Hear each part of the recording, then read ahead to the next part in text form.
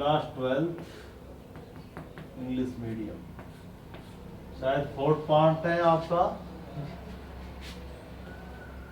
जो चैप्टर है अपना वो कौन सा चल रहा है, 5, और इसका जो पार्ट है वो फोर्थ आएगा।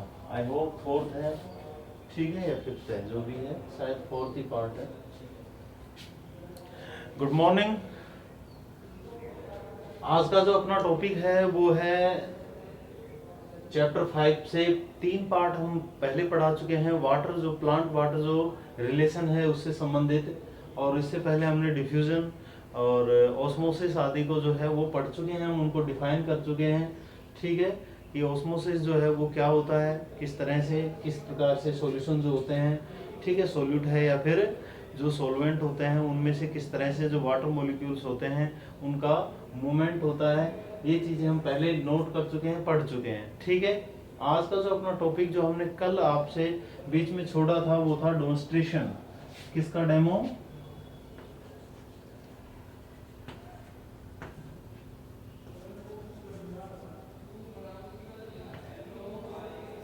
Demonstration of osmosis.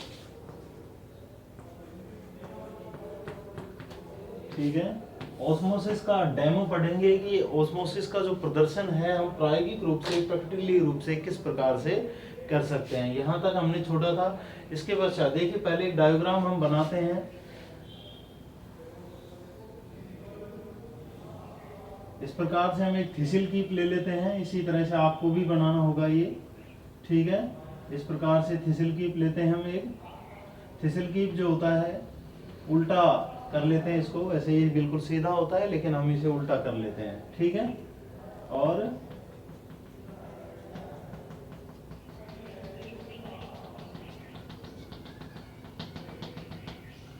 इसका जो मुख होता है, मुंह वाला जो ये जो हिस्सा होता है, इस हिस्से को हम किसके द्वारा, पार्चमेंट पेपर के द्वारा क्या कर देते हैं, बांध देते हैं।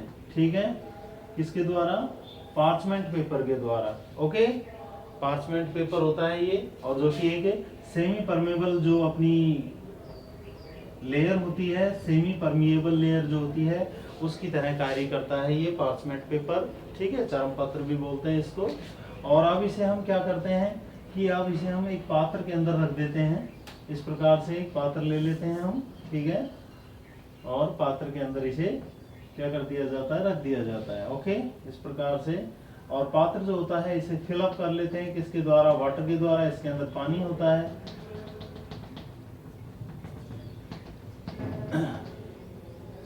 स्टैंड के द्वारा आप इसे कस सकते हैं, इस तरह से स्टैंड भी दिखा सकते हैं आप इसके। ठीक है, इस प्रकार से स्टैंड के द्वारा आप इसे क्या कर सकते हैं, बिल्कुल एक रूप से व्यवस्थित कर सकते हैं, इस तरह से। ठीक है, और ये इनिशियल लेवल लिख सकते हैं आप इसको, शुगर सॉल्यूशन होता है ये। क्या होता है ये, शुगर सॉल्यूशन। आप यहाँ पर लिख भी सकते हैं। ये क्या है, ये है शुगर सॉल्यूशन। ओके, ये क्या है, ये है वाटर। ये अपना थिसिल कीप है। ये थिसिल कीप जो होता है, यानी कि एक उल्टा कीप होता है, इसे उल्टा रख लेते हैं हम। ये थिसिल फनल होता है। ठीक है, थिसिल कीप भी कहते हैं या थिसिल फनल कह सकते हैं आप इसे अंग्रेजी में। और ये अपना पात्र होता है, ये स्टैंड है। ये इनिशियल जो है लेवल है, यहाँ पर आप बना सकते हैं इसको। ये क्या है,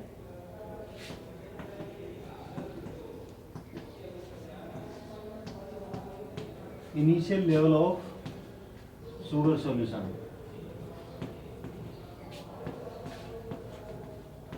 ओके, तो अब हम कुछ समय पश्चात, आफ्टर सम टाइम, जब हम इसका अवलोकन करते हैं, फिर से इसका निरीक्षण जब किया जाता है, तो होता क्या है कि इसका जो आप जानते हैं कि यहाँ पर ऑस्मोसिस की जो प्रोसेस शुरू हो जाती है। आप पहले पढ़ चुके हैं कि जो वाटर मॉलिक्यूल्स होते हैं वो वाटर मॉलिक्यूल्स अपनी खुद की जो हायर कंसंट्रेशन रीजन होता है वहां से और लोअर कंसंट्रेशन रीजन की ओर क्या करते हैं, गति करते हैं। ठीक है, मूवमेंट करते हैं। तो यहाँ पे होता क्या है कि यहाँ पर पात्र के अंदर भरा हुआ जो पानी होता है, ये पानी पार्चमेंट पेपर को पार करके किसके अंदर जाने लगता है, किसके अंदर प्रवेश करने लगता है, थिसिल फनल के अंदर प्रवेश करने लगता है, जिससे शुगर सॉल्यूशन जो है उसका लेवल धीरे धीरे बढ़ता हुआ चला जाता है। दूसरा जो है आफ्टर ऑस्मोसिस, जो चित्र जो तैयार होगा वो सेम इसी प्रकार से हो जाएगा।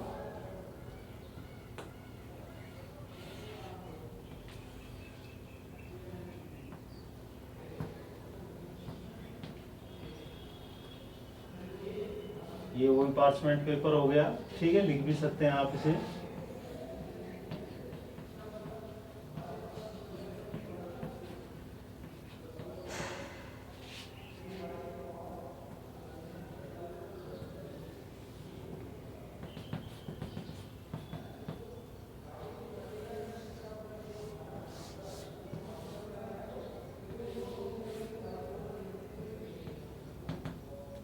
तो यहाँ पे देखते हैं आप, ये जो इनिशियल लेवल है ये यहाँ तक है, ठीक है, तो इसको आप थोड़ा सा बढ़ा के ऊपर तक दिखा सकते हैं, फाइनल लेवल।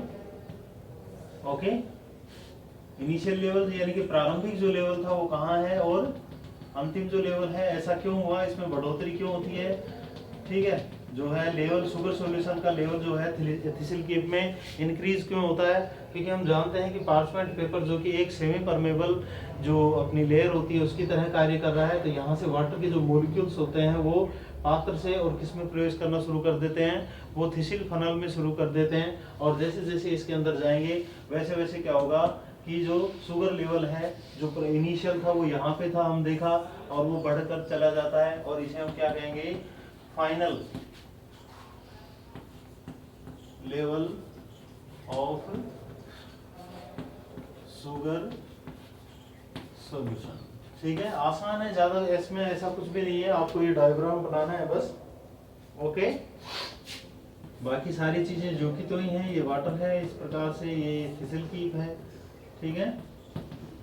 दो चित्र इसलिए दिखाए हैं, ये पूर्व यानी कि पहले बिफोर ऑस्मोसिस है या आफ्टर ऑस्मोसिस है। पहले हम इस तरह से डेमोन्स्ट्रेशन करते हैं अकॉर्डिंग टू डायग्राम। क्या होता है कि पहले आपने एक थिसिल कीप लिया, ओके, थिसिल की फनल लेते हैं, थिसिल फनल जो होता है उसे हम फिलअप कर लेते हैं, किसके द्वारा, शुगर सॉल्यूशन के द्वारा, कुछ लेवल थोड़ा छोड़ भी देते हैं, ठीक है, और उसे उल्टा करके और हम एक पात्र जो जिसमें पानी भरा हुआ होता है उसके अंदर उसे रख देते हैं। कुछ समय पश्चात हम इसका जो अवलोकन करते हैं, जब इसको देखते हैं तो देखने के पश्चात क्या होता है कि जो शुगर लेवल है वो बढ़ जाता है। इसका अर्थ ये हुआ कि शुगर लेवल बढ़ने का अर्थ क्या हुआ कि यहाँ से पानी के जो मॉलिक्यूल्स होते हैं यानी कि वाटर मॉलिक्यूल्स या सॉल्वेंट जो मॉलिक्यूल्स हैं वो पार्चमेंट पेपर को पार करके और थिसिल जो फनल है उसके अंदर प्रवेश करते हैं, ठीक है। तो ये हमारा डेमोन्स्ट्रेशन है। अगर वैसे तो मैं इसकी एक नोट्स जो है आपको भेज दूंगा, बाकी फिर भी मैं आपको थोड़ा बहुत बता देता हूँ किस तरह से आपको नोट करना है। इसके जस्ट नीचे आप लिखना, यहाँ पर प्रारंभ करेंगे चित्र जो है, क्या लिखेंगे कि sugar solution is filled in A thistle funnel, sugar solution is filled in A thistle funnel. Thistle funnel में क्या लेते हैं, शुगर सॉल्यूशन को फिल्ड कर लेते हैं, ठीक है। इट्स माउथ यानी कि जो थिसिल जो फनल है, इट्स जो इसका जो मुंह है, हमने उल्टा रखा हुआ है इसको तो मुंह तो यही रहेगा, ठीक है। Its mouth covered by parchment paper, ठीक है। इसका जो मुंह होता है उसे किसके द्वारा कवर कर लेते हैं, पार्चमेंट पेपर के द्वारा कवर कर लेते हैं, ठीक है। Parchment paper act as a semipermeable membrane. Parchment paper जो होता है वो सेमी परमिएबल जो मेम्ब्रेन होती है उसके की तरह कार्य करता है, ठीक है। तो आगे आपको पता ही है, इस तरह से आपने अकॉर्डिंग टू डायग्राम, ठीक है, आपको लिखना है। जैसे आप इसको पानी के अंदर यानी कि किसी parchment paper act as semipermeable membrane and allow passage, किसको अलाउ करता है, and allow passage through solvent जो मॉलिक्यूल्स होते हैं, ठीक है ना, उन्हें क्या करता है, अपने अंदर से होकर जाने देता है, ठीक है। और इसके पश्चात जब हम कुछ समय पश्चात इसका वापस से फिर से अवलोकन करते हैं तो ये जो लेवल जो होता है शुगर जो सॉल्यूशन है उसका जो प्रारंभिक जो इनिशियल जो लेवल था उसमें थोड़ी बहुत क्या हो जाती है, बढ़ोतरी हो जाती है, ठीक है। तो इस प्रकार से आप इसको पहले डायग्राम बनाएंगे, उसके पश्चात मैं जो पीडीएफ आपको भेज रखी है उसके अनुसार जो उसका जो डिस्क्रिप्शन दिया हुआ है डेमोन्स्ट्रेशन का, इसको आप नीचे नोट कर लें। आई होप आपको चित्र के द्वारा सीधा सीधा समझ में आ रहा है, ऐसा इसमें कुछ भी नहीं है, ठीक है। क्या करते हैं, आप एक क्या लेते हैं, थिसिल्फेनॉल लेते हैं, शुगर सॉल्यूशन लेते हैं, एक थिसिल्फेनॉल लेते हैं, शुगर सॉल्यूशन को थिसिल्फेनॉल के अंदर डाल लेते हैं, फिलअप कर लेते हैं और इसके जो मुंह होता है उसे कवर कर देते हैं पार्चमेंट पेपर के द्वारा। फिर इसको हम एक किसी पोट बर्तन में रख देते हैं जिसमें पानी भरा हुआ होता है, ठीक है। फिर उसके पश्चात आफ्टर सम टाइम हम देखते हैं कि जो शुगर सॉल्यूशन का जो प्रारंभिक जो इनिशियल लेवल था उसमें थोड़ी बढ़ोतरी हो जाती है। रीजन क्या है, रीजन क्या था कि पार्चमेंट पेपर यहाँ पर किसकी तरह एक्ट कर रही है, एक सेमी परमिएबल जो अपनी लेयर होती है उसकी तरह कार्य कर रही है, ठीक है। और यहाँ से जो वाटर मॉलिक्यूल्स होते हैं ये पार्चमेंट पेपर से होते हुए और थिसिल जो फेनॉल होती है उसके अंदर प्रवेश कर जाते हैं, एंटर कर जाते हैं, ठीक है। तो ये आपको नोट करना है। तो ये तो हमारा डेमोंस्ट्रेशन था, इस चित्र को जरूर बनाना। Okay, good. इसके पश्चात जो अपना अगला टॉपिक है वो है osmosis, type of osmosis. Osmosis कितने प्रकार का होता है?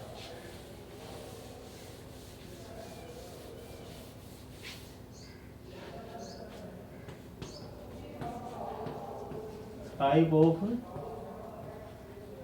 ऑस्मोसिस, ऑस्मोसिस के प्रकार। ऑस्मोसिस कितने प्रकार का होता है? टू टाइप ऑस्मोसिस होता है, एंडो और एक्सो। कौन कौन सा होता है?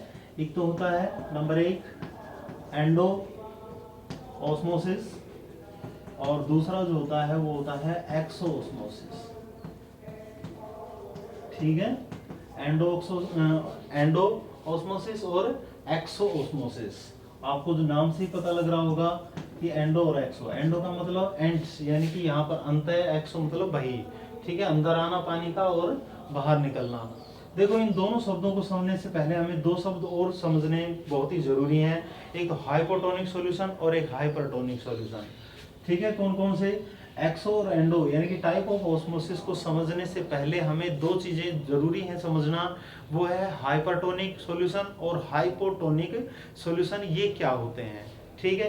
हालांकि वैसे तो आपको पता लग गया होगा इनका, लेकिन फिर भी हम बता देते हैं। तो पहला है हाइपोटोनिक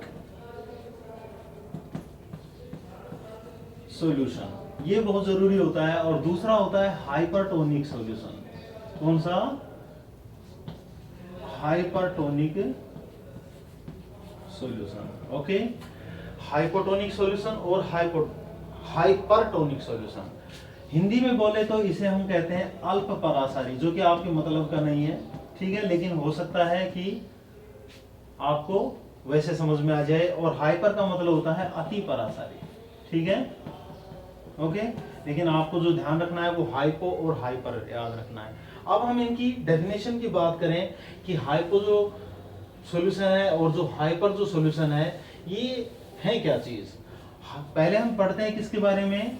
हाइपोटोनिक सॉल्यूशन के बारे में। हाइपोटोनिक जो सॉल्यूशन होता है इसका अर्थ क्या है कि हाइपोटोनिक जो सॉल्यूशन होता है ए सॉल्यूशन हैविंग कंसंट्रेशन, एक ऐसा सॉल्यूशन, ए सॉल्यूशन हैविंग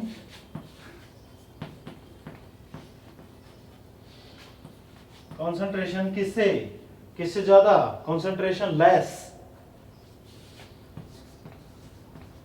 देन, किसके मुकाबले? Less than the concentration of cell SAP,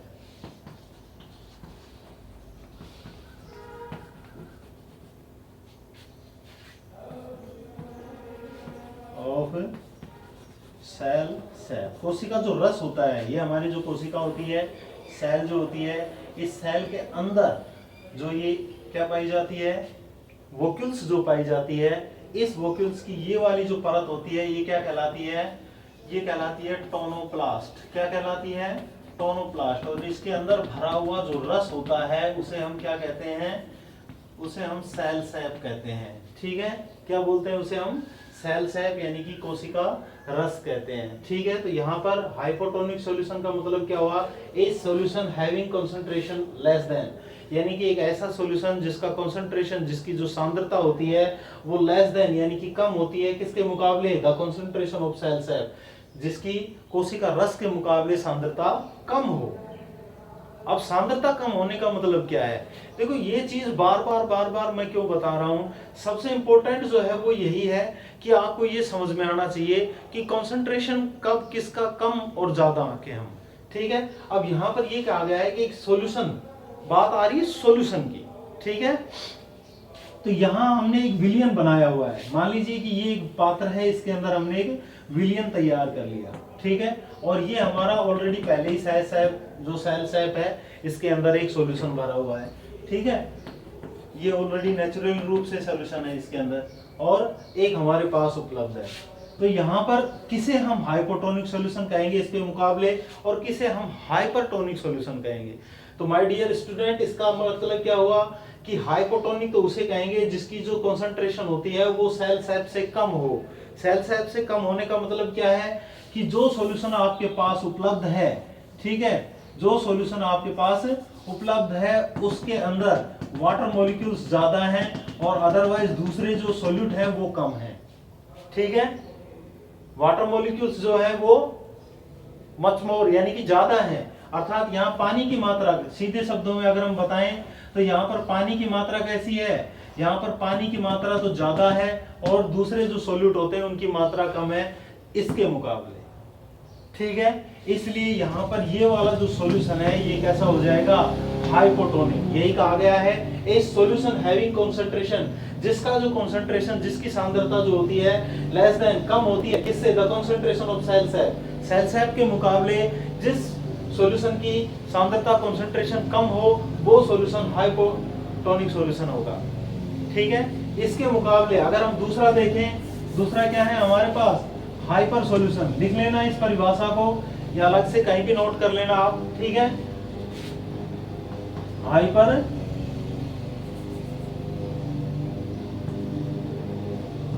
tonic solution, hypertonic जो सॉल्यूशन होता है ये क्या है, ये बिल्कुल इसके जस्ट विपरीत है। ए solution having concentration much more, यानी कि जो ज्यादा, ठीक है। ए सॉल्यूशन हैविंग क्या रखता है, ज्यादा रखता है किसके मुकाबले, बैच की जगह क्या लिख देंगे, केवल higher, okay. A solution having concentration higher than the concentration of cell sap, और जिसका कंसंट्रेशन ज्यादा हो किससे, सेल सैप के मुकाबले, तो वो हो जाता है हाइपरटोनिक सॉल्यूशन, ठीक है।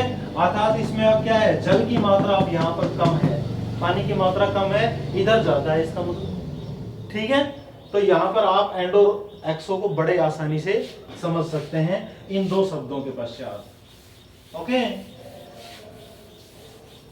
अब हम पहले बात करते हैं एंडो ऑस्मोसिस की। एंडो ऑस्मोसिस क्या होता है, एंडो ऑस्मोसिस का मतलब क्या होता है कि when a cell is kept, जब आप किसी सेल को किसमें रखते हैं, when a cell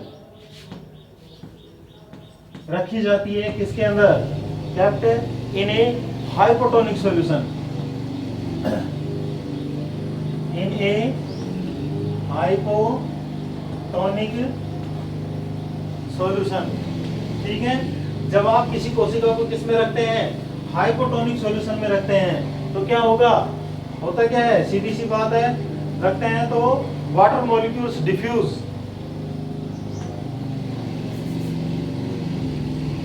water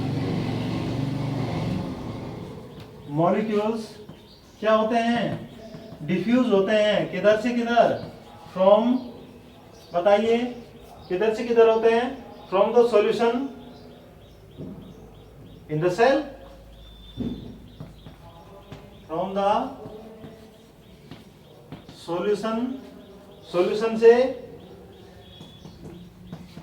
into the cell, ठीक है।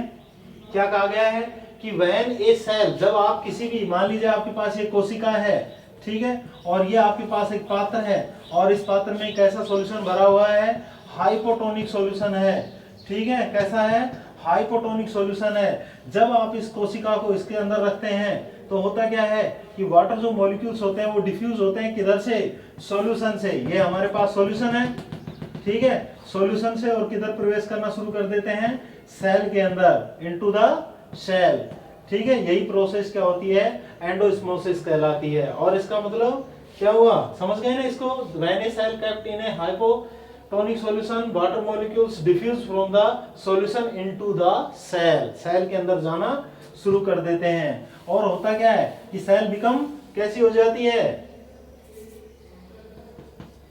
ठीक है, सेल कैसी हो जाती है, the cell become turgid, cell become कैसी हो जाती है, टर्गिड हो जाती है, यानी कि क्या बोलते हैं उसको, फूलना, मतलब मोटी हो जाती, स्फीति हो जाती है, ठीक है, द सेल बिकम टर्गिड, ठीक है, टर्गिड हो जाती है व्हेन एंडोस्मोसिस टेक प्लेस, जब क्या होता है, व्हेन क्या होगा, एंडो ऑस्मोसिस टेक प्लेस, ठीक है। क्या कहा गया है कि कोशिका जो होती है ऐसी स्थिति में जब क्या हो, कौन सी प्रक्रिया हो, एंडोऑस्मोसिस हो, तो कोशिका जो होती है वो कैसी हो जाती है, टर्गिड हो जाती है। टर्गिड का मतलब फूल जाती है, ठीक है, यानी कि स्फीति हो जाती है, अपना बढ़िया आकार प्राप्त कर लेती है। तो ये तो हो गया हमारा क्या, एंडोऑस्मोसिस। इसके जस्ट विपरीत दूसरे प्रकार का जो है वो क्या है, देख लो एक बार इसको। दूसरे प्रकार का जो है वो कैसा है, वो है एक्सोऑस्मोसिस, ठीक है। एक्सको मतलब बहिर्परासरण, यहां से कोशिका से जल बाहर निकलेगा। क्यों निकलेगा, क्योंकि यहां पर हम क्या रखते हैं, if a cell input in a hypotonic solution, या फिर क्या लिख सकते हैं, व्हेन ए सेल केप्ट किसमें रखते हैं, इन ए हाइपर, यहां बस इतना ही अंतर है, हाइपर टॉनिक सॉल्यूशन। जब आप किसी कोशिका को किस में रख देते हैं, हाइपरटोनिक सॉल्यूशन, उसके अंदर कोशिका में रख देते हैं, तो क्या होगा बताइए, कि वाटर मॉलिक्यूल्स, यहां पर वाटर मॉलिक्यूल्स जो होते हैं वो उल्टे होने शुरू हो जाते हैं, water molecules move out,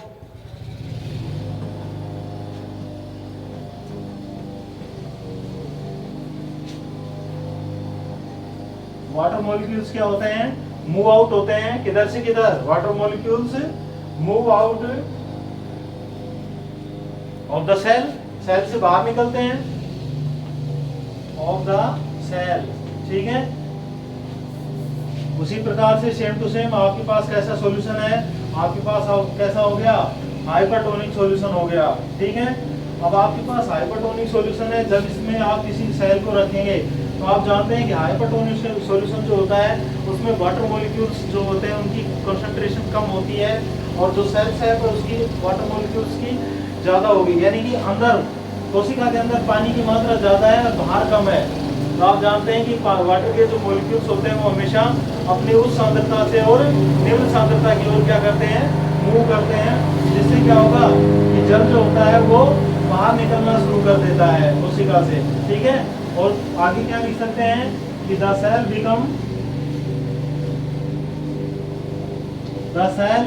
becomes कैसी हो जाती है,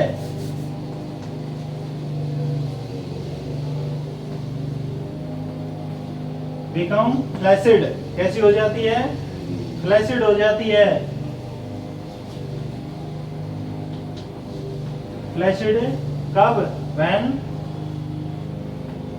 एक्सोस्मोसिस टेक प्लेस,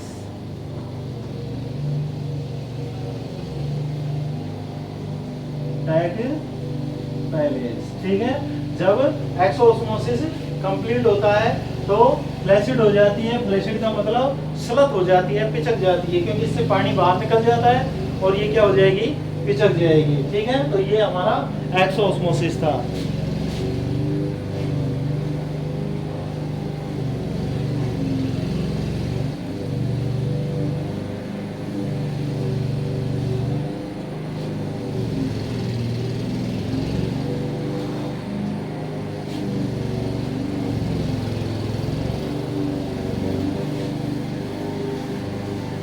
नोट कर लेना इसको, ज्यादा कठिन नहीं है, टाइप आपको ध्यान रखनी है, दो शब्द याद रखने हैं, हाइपोटोनिक और हाइपोटोनिक, ठीक है।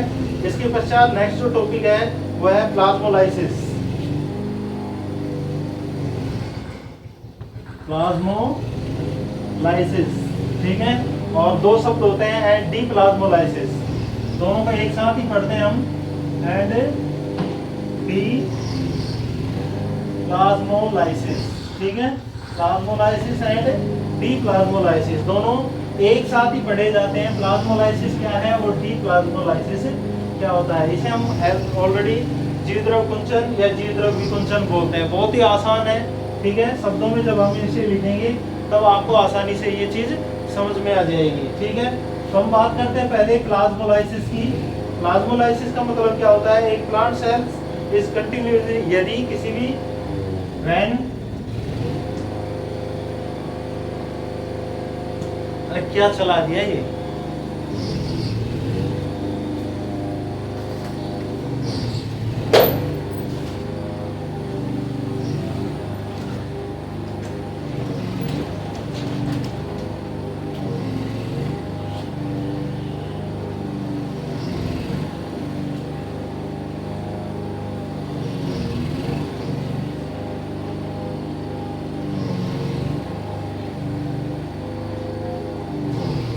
क्या है कि व्हेन ए प्लांट सेल, यदि एक कोशिका को हम कंटिन्यूसली लगातार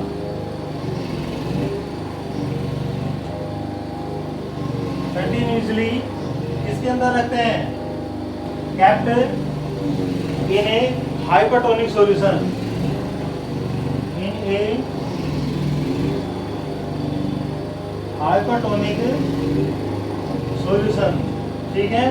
when a plant cell continuously kept in a hypertonic solution, जब इससे पहले हम पढ़ चुके हैं कि जब किसी भी कोशिका को हाइपरटोनिक सॉल्यूशन में रखा जाता है तो क्या होता है कि जल जो होता है वो कोशिका से बाहर आना शुरू कर देता है, मूव आउट होना शुरू होता है, ठीक है। ऐसी स्थिति में लेकिन अब हम और ज्यादा समय तक रहते हैं, ठीक है। कंटिन्यूअसली केप्ट यानी कि लगातार लंबे समय तक अगर हम किसी उसमें रखते हैं, हाइपरटोनिक सॉल्यूशन के अंदर उसे रख देते हैं, तो क्या होता है कि water move out through water move out,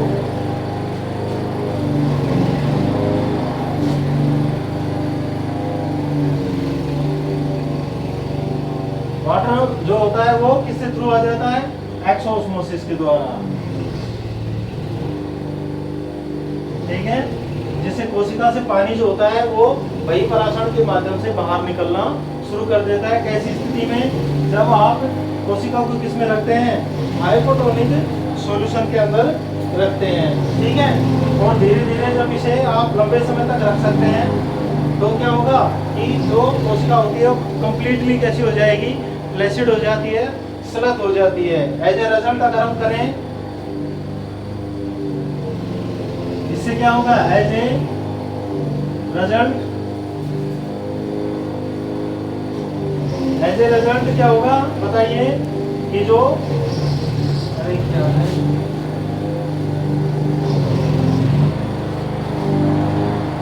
अरे थोड़ा उधर चला गया यार इसको, एज ए रिजल्ट, अरे दूर चला लेना इसको,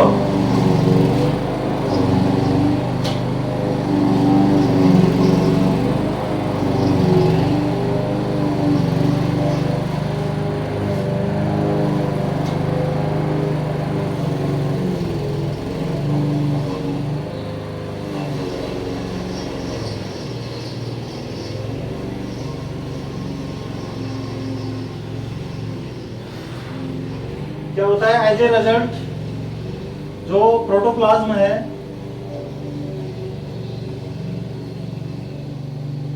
कोशिका के अंदर, एक जो सेल होती है इसके अंदर का जितना भी मैटर होता है सारा प्रोटोप्लाज्म ही कहलाता है। As a result protoplasm screen हो जाता है, स्क्रीन का मतलब सिकुड़ जाता है, ठीक है। As a result protoplasm screen and finally, और अंत में क्या होता है, और लास्ट में क्या पहुंच जाता है, एंड फाइनली कंडेंस्ड, इकट्ठा हो जाता है, कंडेंस किधर हो जाता है इकट्ठा? In the centre,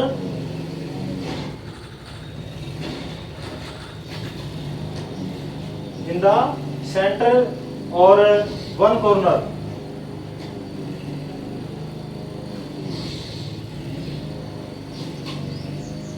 of cell.